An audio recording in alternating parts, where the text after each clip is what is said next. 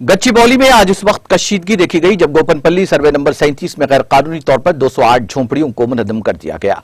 RDO Chandrakala की निगरानी में 8 रेवेन्यू टीमों और 8 पुलिस टीमों ने इनेदामी कार्रवाइयों में हिस्सा लिया। इसी दौरान पुलिस ने गच्चीबौली में बीजेपी कॉर्पोरेटर गंगाधर रेड्डी को गिरफ्तार कर लिया, जिस पर बीजेपी कारकुनों ने एहतजाज किया।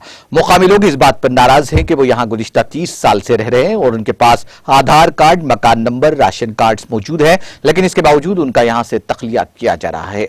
अवाम ने पुलिस के खिलाफ एहतजाज किया, जबकि महकमा रेवेन्यू के अमला ये इस्तदलाल है कि रिकॉर्ड के मुताबिक ये गैर कानूनी काबिज़ीन है। इस पूरी कार्रवाई के दौरान पुलिस का सख्त बंदोबस्त किया गया था।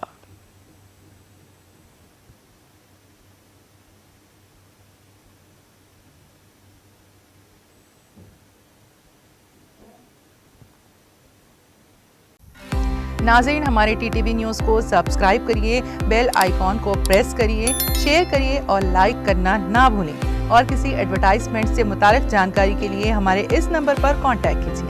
हमारा नंबर है 9550102020।